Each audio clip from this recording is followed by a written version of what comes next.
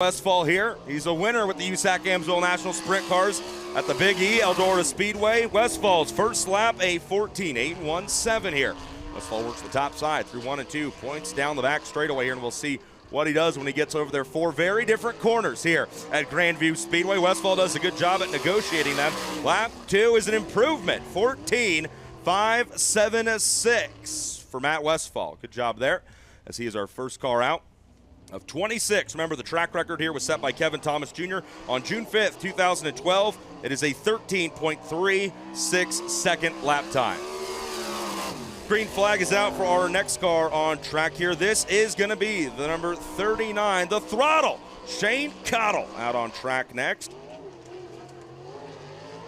Cottle working around to complete his opening lap here. Shane with Tim Hogue, Boulevard Truck Repair on the side. Lap number 1 for Cottle is a 15.079, so he's got a little bit of work to do if he wants to catch up to Matt Westfall. Westfall, the top time, 14.576. Cottle pedals it just a little bit through 3 out of 4. Now Cottle's second lap, he picks up the pace, but it's a 14.987. He will stay second quick.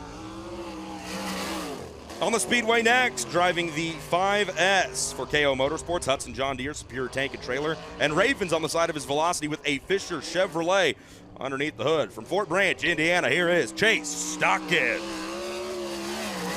Stockton's first lap at the line of 15.125. So like we've seen with our first 2 drivers, lap 1 good, lap 2 needs to be a little bit better here. Stockton enters down low through 3, lets it push up just a bit on corner exit of 4. Stockton's second lap improves to a 14.955. He bumps Shane Cottle out of the second position. Fourth car out on the track here in Fatheads Eyewear qualifying is going to be the number 47 for the Davis race team with MP Environmental, Black Magic Bead Breaker, and RSS Industries on the side of his DRC with an Ott Chevy. From Buckeye, Arizona, here is Charles Davis Jr. Davis pedaling it big time through the middles of 3 and 4. Davis Jr.'s first lap, a 15.405. Our fourth car out here in Fatheads Eyewear qualifying. Davis Jr. lets it go way up to the top through 3. Keeps it right up there on his exit of 4. Shoots across the start-finish line. He improves up to second, 14.941. Not a bad lap. A great improvement for Charles Davis Jr. Alex Banalis in the 5X. One of the 2 cars for Baldwin Fox Racing with Fox Paving, Claxton Engines, and on the side of his DRC with a Claxton Chevy. Banalis working through here, trying to complete his first lap. Trouble for the car as the nose piece comes completely off.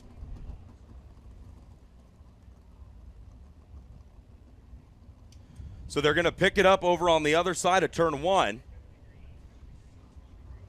And they're going to let Alex recover here. He's going to come to the green flag this time by. So Alex going to see the green flag to kick off his 2 laps of Fatheads Eyewear qualifying here. 14.576 is the lap he's trying to beat. Banalis backs it in over there to turn 1. Westfall, Charles Davis Jr., Stockton, and Cottle. The 4 cars we've seen go out so far. They're currently sitting in that order after their 2 timed laps. Banalis' first lap, a 15.633. Minus that front nose piece. He motors down the back straightaway out of turn number 2. Works way up high on entry in turn number 3. Let's see what he's got here on lap number 2. He improves to a 15.492, but he will stay in the 5th position. Next up, your 2015 USAC Amsoil National Sprint Car Series champion out of Rockland, California, driving the number 12. They call him the Madman. Here is Robert Ballou. Ballou's first lap across the line puts him 5th out of 6 cars early on here in qualifying at 15.148. Ballou's going to keep it way up near the top through 3, brings it down a little bit on his exit from 4. Lets the number 12 get as much speed up as it can, and it helps. 14.951. Ballou goes to P3. Next on track, driving the number 7, the driver from Douglasville, Pennsylvania, the team LNB Motorsports, the Bagel Rack and 600cc Performance. On the side of his DRC, his Godfrey Chevy powered him to a couple Fatheads Eyewear Quick Time Awards early this season. Here is Timmy Buckwalter. Timmy's first lap, a 15.019. That puts him 6th out of the 7 cars we've seen so far. Remember, he knocked out both Fatheads Eyewear Quick Time Awards at Florida at the beginning of the year. Buckwalter improves, and he goes P2. 14.641 for Timmy Buckwalter. Coming up next, one of our home state racers. This driver was quickest after 3 groups of hot laps from Collegeville, Pennsylvania for Hummer Motorsports. How about it, ladies and gentlemen? Here's Alex Bright. Bright's first lap, a 15.082. That's good enough for 7th on the board. Of the 8 cars we've seen so far, this guy had great speed in hot laps.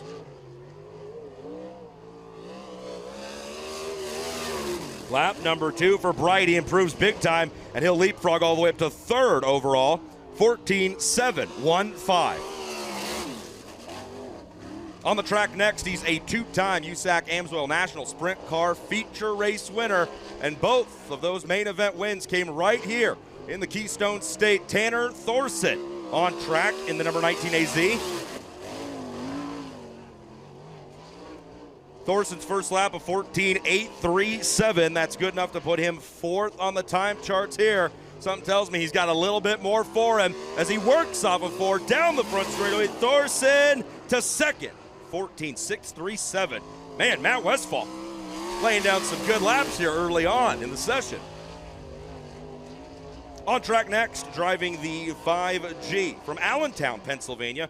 Driving for Bill Gallagher with GEI Enterprises, Valley Forge Incorporated, and Transfleet Concrete. On the side of his Triple X with a Ryder Chevy, Briggs Danner, sitting inside the top 5 in Rookie of the Year points, and he's only made the Pennsylvania races with us. Lap number 1 puts him 9th quick, a 15.011. He had a little bit of a moment over there in turns 1 and 2, but it ain't no thing. He keeps it rolling through 3, out of 4, across the line. Briggs takes car 5G and puts it P5, 14.787. Now on track, your track record holder. He set it back on June 5th, 2012 with a lap of 13.36. Driving the number 9K with Dr. Pepper, McDonald's, and KT Construction Services on the side. This is Kevin Thomas Jr., and he goes to the top. KTJ, 14.435. New driver on top here on the time charts. Now, can he best his already very impressive lap, 14.435 on lap 1? He goes quicker, 14.344. Kevin Thomas Jr. to the top here in Fatheads Eyewear qualifying. Next on track, driving the 10M from Zionsville, Pennsylvania, Silt Containment Solutions, and the checkered flag finishes on the side of his Triple X with an H&G Chevy. Here is Mike Myers. Myers' first lap aboard the 10M, 15.836. That puts him 12th on the board here. Myers works through 3, just doing everything he can to carry as much speed. Makes his way out of the front straightaway, or out of the corner and down the front straightaway. Lap number 2 is a 16.230. He stays 12th quick on the board. From Terre Haute, Indiana, driving the number 28 for Brandon Maddox Racing, Joe Beard and Sons, bare walls and dirt tracks on the side of his DRC with a J&D Chevy. Here is Brandon Maddox. Maddox's first lap here puts him 10th out of the 13 cars we've seen. It's a 14.955. Maddox is going to play turn 3. Hey, not very conservatively. He gets way up there by the wall, and it helps him. He climbs 5 spots. Maddox to P5, 14.708. What he did over there in turn 3 was kind of sexy. I liked it. Now, the second of our Baldwin Fox Racing cars out on track, driving the number 5. They've got the 5 and the 5X. This is the 5. The driver from Sutter, California. It's Logan Seavey out of turn number 4 to see the white flag. Seavey's first lap is a 14.999. That puts him just in front of his teammate Alex. Seavey's first lap, 14.999. That's good enough for 12th. He works out of 3, right through the middle, brings it down to the bottom on the exit of 4. What's that look like? Does not help him. A 15.003 on his second of 2 laps. Seavey stays in the 12th position. Up next, the number 19S of Stephen Dravicky from Reading, Pennsylvania. Degree Motorsports, Degree Engineering, Patriot Crane, and Hoist on the side of his Maxim with a J&D Chevy. If memory serves correctly, back on night number 1 of the Keystone Invasion here at Grandview, Dravicky got upside down, but boy, after that, he was really knocking him dead through the rest of our 4-night tour out here. His first lap, a 15.135. Dravicky at the line. Wow, goes up to 8th, 14.845. 14.40. Good lap for the driver from Reading. His Keystone Invasion was the 7th, was his best finish at Path Valley. Here we go. The driver everybody is going to be watching here tonight. Can he go for 5 straight wins here at Grandview Speedway? He's your national championship point leader, and he's your defending national champion, Brady Bacon. Lap number 1, a 14.703. That puts the Macho Man 5th quick out of the 16 cars we've seen so far. Bacon out of turn number 4 across the line. He goes to P2, 14.387. No time to rest, though, as Fatheads Eyewear qualifying keeps on a ticket. On track next, driving the 3R from Sunbury, Pennsylvania for Rocksteady and Mach 1 Racing, NTK, NGK ignition coils, and CRC Smart Washer on the side of his Mach 1. It's a chassis this guy knows a little something about. Mark Smith in the 3R. Big-time wing race car driver, loves coming over here and doing the non-wing stuff when he gets a chance. With the United States Auto Club, Smith, a 15.214. On lap number 1, what's he got for him on lap number 2? He picks up 2 spots, 14.974 for Mark Smith. Rolling out on track next, this driver picked up his first ever national championship with the United States Auto Club last year when he scored the title in the big cars, the Champ Cars, the Silver Crown Series from my own California, driving for Top Motorsports with NOS Energy Drink, MPV Express, and Top Industries. JG, Justin Grant, out on track here. Grant's first lap, a 14.874. That's good enough to put Grant 10th on the time charts here. Grant works through 3, carries a ton of speed around the high side. Let's see what it does for him on lap number 2. He leapfrogs 2 positions with a 14.739. JG, Justin Grant, 8th quick. Rolling out next, it will be our 19th car to take time here in Fatheads Eyewear qualifying, driving the 52. With Mike Martin Racing on the side, as well as KL, the No Drama Zone, and the Tin Plate. From Willow Branch, Indiana, Isaac Chapple. Isaac's first lap, a 15.376. Was really cool back at Path Valley at the end of the Keystone Invasion. He had a group of fans, local PA fans, come up and present him with an envelope with some cash to help him get up and down the road because he was doing it all by himself.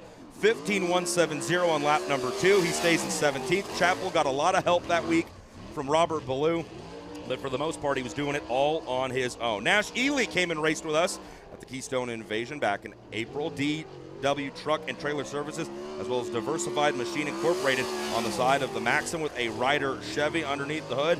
Nash from Sinking Spring, PA. Ely's first lap, a 15.328. That puts Nash 18th out of the 20 cars we've seen here. Lap number 2. Sees an improvement of 1 position up to 17th thanks to a lap of 15.093. Next up, our 21st car to take time, and it's car number 21, AZ. When does it work out like that? I don't know, rarely. From Anaheim, California for Team AZ Racing, USW, CAT Construction, RSS Industries on the side of his DRC with a one-way Chevy. Jake Swanson looking sporty. P9 on lap number 1, 14.765. So Swanson comes out swinging on lap number 1. Let's see what he's got for him here on lap number 2. Swanson does not improve. 14.803. 14.803 keeps Swanson in the 9th position. This driver won at BAPS on Saturday during the Keystone Invasion, and he is the 2019 USAC Amsoil National Sprint Car Series champion from Greenfield, Indiana, driving for Michael Motorsports and Bill Michael with Kodiak Product, Gray Auto, and Valvoline on the side. CJ Leary's first lap is a 15.062. That puts the 77M 18th on the time charts. It's a Cressman Ford underneath the hood of that DRC. He skates up wide on the entry to turn number 3, and that is not going to help his second lap. It's a 15.203. He loses about 0.2 of a second on his second trip around the track. So Leary will stay in the 18th position. Next up, driving the 27C out of Buena, New Jersey for Pellegrini Motorsports with Leeway Electrical, Race Quip, and Amsoil on the side of his Triple X with a Pellegrini Chevy. How about the driver? This is Craig Pellegrini. He must know the engine builder. Craig's first lap, a 16.173. Pellegrini works his way down the back straightaway. Way down low. He's going to go around right there in 3. Touch too low. He gets it going in the right direction, though. The crowd here lets him hear it. Hey, if nothing else, style points, right? Pellegrini, 23rd car out. He will stay 23rd.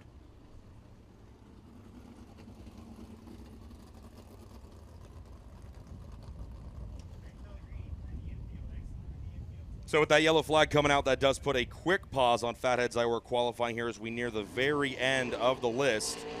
Next driver out now gets ready to pick up the pace. He'll see the green flag waving as he comes around from Canton, Illinois, driving the number 19 for Hayward Motorsports with NOS Energy Drink and B&H Contractors, as well as Amsoil on the side of his DRC with a Claxton Mopar underneath the hood. Big Daddy, Chris Windham, coming around to see what he's got for him here on lap number 1.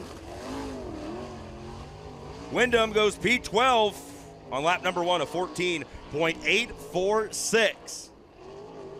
Tries to avoid the same misfortune that just affected Craig Pellegrini. He keeps it way up top, around 3 out of 4, but Windham will not improve. He stays in 12th after a lap of 14.896. And just like that, 24 up, we got one more to go. So it sounds like we got one more car to roll out here, and it is going to be Tom Savage. And no time for Paul Nienheiser.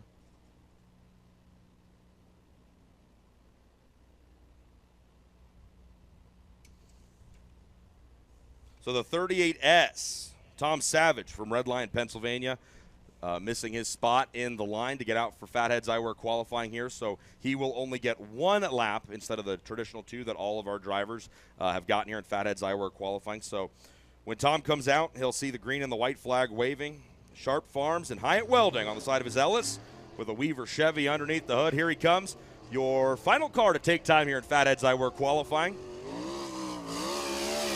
Savage gets on the throttle here. This is his one and only shot. He works through the bottom on his entry to 1, skates up on the exit of turn number 2, gets it going down the back straightaway here. Savage is going to throw it down into turns 3 and 4, gets a point in the right direction. There he goes, carries the speed out, right across the line. Savage's one and only lap ends at a 16.393. So, 26 cars up, 26 cars down. And the Fatheads Eyewear Quick Time Award goes to the track record holder here at Grandview Speedway. No, he didn't set a new track record, but Kevin Thomas Jr. gets the job done. How about it, folks? Give him a round of applause. He's not far away in the pit area, and he can hear you. KTJ, one day after his 30th birthday, sets quick time in Fatheads Eyewear qualifying. He made $100 thanks to his efforts here today. 14.344 for KTJ.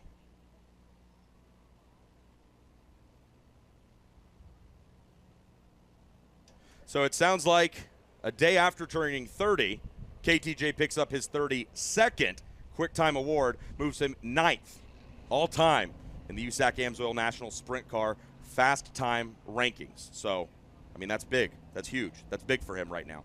Brady Bacon, who's chasing win number 5 here at Grandview, consecutive win number 5. He was second quick. Matt Westfall was third. Tanner Thorson fourth. Timmy Buckwalter completed the Fast 5. Brandon Maddox was 6th. Alex Bright was quickest in hot laps. He was 7th overall. Justin Grant 8th. Jake Swanson 9th. Briggs Danner completed the top 10. Stephen Dravicky 11th. Chris Windham 12th. Charles Davis